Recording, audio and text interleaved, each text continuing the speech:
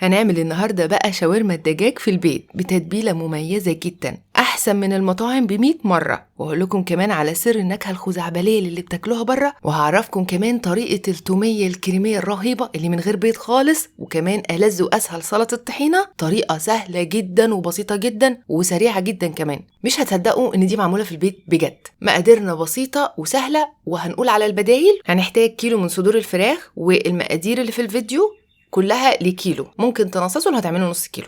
لو عاوزين تقطعوا الشاورما تقطيعات سميكه شويه، بتاخدوا الصدر تقسموه نصين وتقطعوا كل نص فيهم شرايح زي ما انتم شايفين كده. لو عندكم بانيه اوريدي موجود، بتاخدوا كل واحده فيهم وتقطعوها شرايح صغيره، والاتنين زي بعض مفيش مشكله.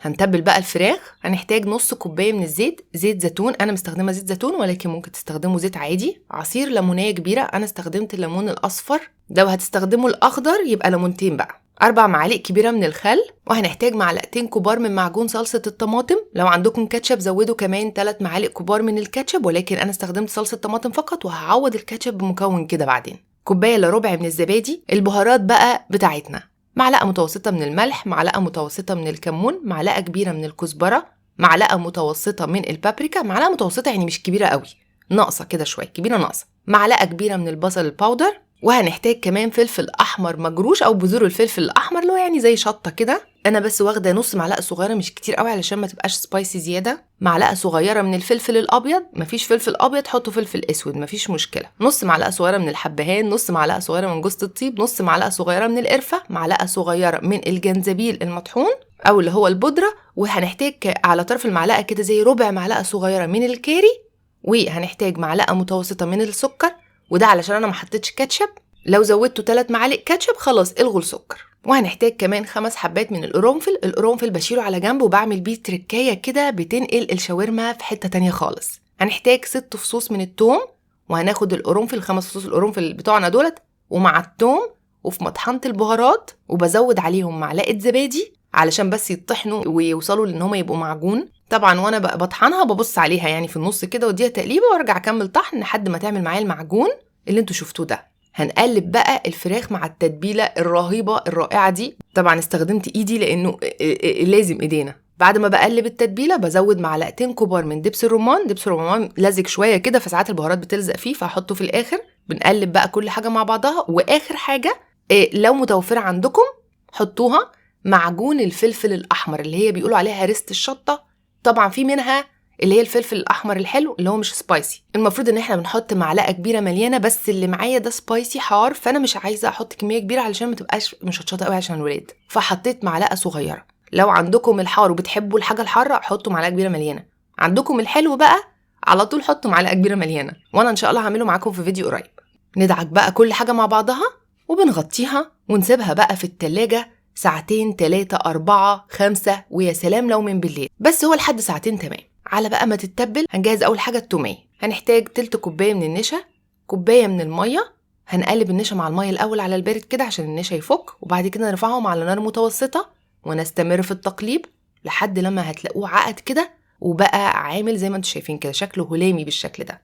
اول ما يوصل للمرحله دي بنهدي النار ونقلبه لمده 30 ثانيه، وبعد كده نرفعه ونسيبه بقى يبرد تماما. وعلى ما يبرد في الكبه او محضره الطعام او حتى بالهاند بلندر هنحتاج من 3 ل 4 فصوص من الثوم على حسب حبكم لنسبة الثوم قد ايه، ربع كوباية من الزيت. وهنحتاج كمان خل، انا حطيت معلقة ونص كبيرة لحد 3 معالق، تقدروا تحطوا على حسب برضو حابين نسبة المزازة قد ايه. حطيت كمان ربع كوباية من اللبن الحليب. وهنحتاج معلقة ونص كبار من المايونيز او الزبادي لو مفيش مايونيز. المره دي ما عنديش مايونيز بصراحه فحطيت زبادي وطلعت رهيبه تجنن بالزبادي. ونزود الملح حسب رغبتنا، حابين تحطوا ملح قد ايه ودوقوها وشوفوا محتاجه ملح زودوا، بس مفيش عليها غير الملح. بضرب كل حاجه مع بعضها، اديلهم تقليبه وارجع اضرب تاني لحد لما القوام ينعم ويبقى كريمي تماما زي ما انتم شايفين كده. شوفوا الجمال، شوفوا بقى الطعامه. زي ما قلت هتحطوا توم زي ما انتوا تحبوا، على حسب بتحبوها عامله ازاي علشان ما تبقاش حاميه قوي عليكم. وهنجهز سلطة الطحينة بقى. نص كوباية من الطحينة الخام، وهننزل عليها معلقتين كبار من الخل، عصير نص ليمونة، استخدمت الليمون الأصفر الكبير، فص توم صغير كده. بنقلب كل حاجة مع بعضها. وطبعا انتوا عارفين ان الطحينة بتتفك بالمية، مية باردة أو مية سخنة، بس أنا مستخدمة مية سخنة علشان حتى لو خفت مني لما المية بتبرد بترجع تجمد وتمسك نفسها تاني. نخففها بقى القوام اللي احنا حابينه.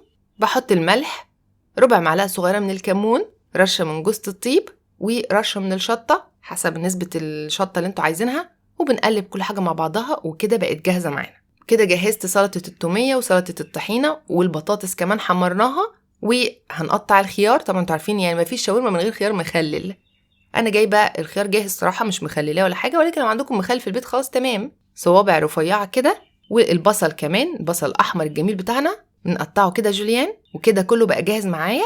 وكمان قطعت حزمه بقدونس الورق فقط، ما ينفعش شاورما من غير بقدونس، بس ده على جنب كده نحطه في الاخر. ونبتدي بقى نحمر الشاورما، وهقول لكم على التركات اللي تطلعها معاكم زي اللي معموله على السيخ بالظبط. تمام، احنا هنعملها اكيد في الطاسه، جو حار مش ناقصه فرهده وفرن، ولكن هقول لكم السر بقى. طاسه على نار عاليه جدا جدا جدا، اعلى نار عندكم. بنحط معلقه كبيره من السمنه، سمنه حيواني علشان تاخد طعم كده ايه الدهن الحيواني. وبنحط كبشه كده من الشاورما، مش عايزين نقلبها. احنا اول ما بنحطها النار عاليه زي ما هي، بنسيبها كده شويه زي ما انتوا شايفين، ما بنلمسهاش. انا بس فردتهم كده جنب بعض، مش هلمسها ولا هقرب منها لحد لما احس ان هي اخدت لون من تحت وخدت الصدمه وحبزت السوائل جوه اوريدي، فخلاص مفيش سوائل هتطلع منها. نبتدي بقى نقلبها. شوفوا لما بنقلبها بتبقى واخده لون من تحت، اللون البني المحمر ده، فيه لسعه خفيفه وحروقه خفيفه قوي، مش حروقه اللي هو محروقه، لا يعني ملسوعه كده زي ما تكون على السيخ. هو ده اللي احنا عاوزينه. نحطها نسيبها تاخد اللون، تحبس الميه جوه السوائل جوه عشان تفضل من جوه جوسي وطريه، تبقى من بره واخده التحميشه دي. نرجع نقلبها بقى، نديها تقليبه ونشيلها. وعلى نفس النار العاليه، ما بنهديش النار خالص، نحط الحبه اللي وراها. هما اتحطوا معانا على 4 مرات تقريبا، الكميه الكيلو على 4 مرات، كل مره ما بتاخدش 5 دقايق على فكره.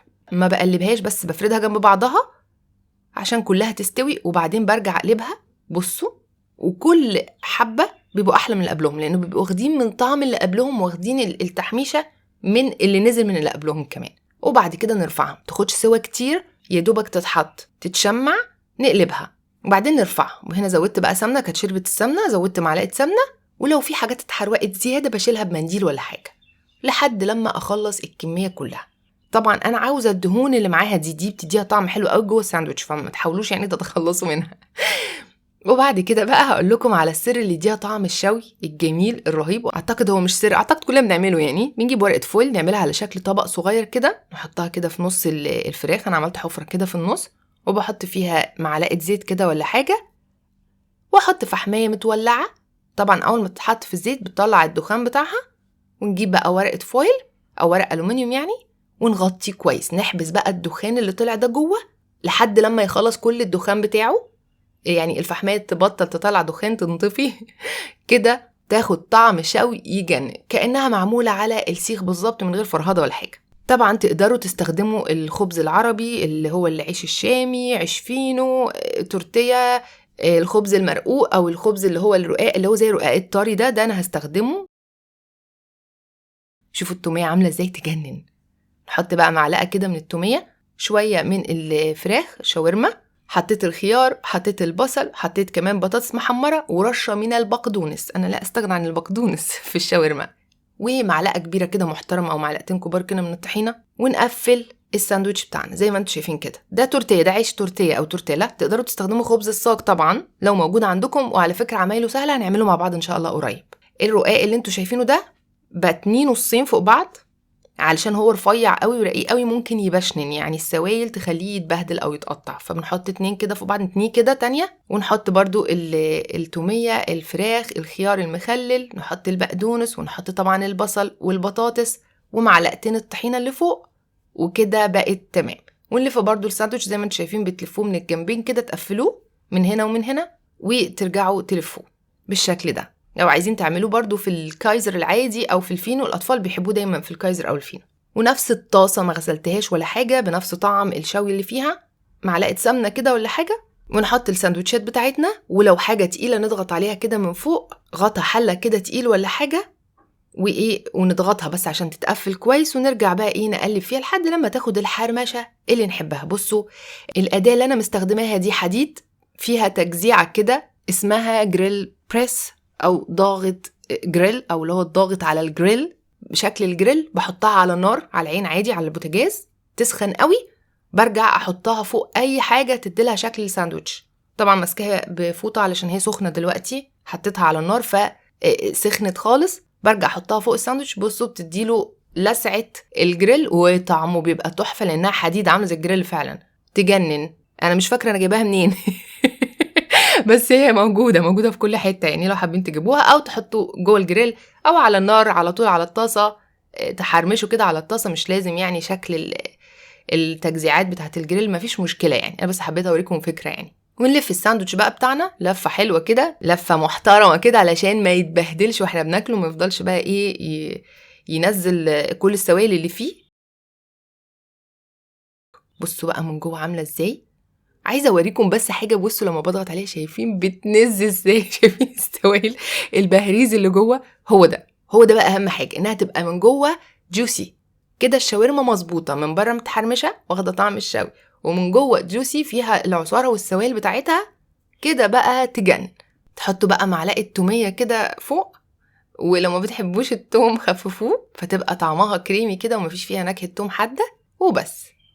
شوفوا بقى الجمال. طبعا سندوتش الشاورما ده ما بينزلش في معدتنا، لا بينزل في قلبنا كده ومين ما يحبش الشاورما، اكيد كلنا بنحبها. وبس كده، اتمنى ان الفيديو يكون عجبكم. ما تنسوش تجربوا الوصفه وتقولي رايكم فيها، ونزلوا تطبيقاتكم على الجروب بتاعي على الفيسبوك، واشوفكم ان شاء الله المره الجايه في فيديو جديد.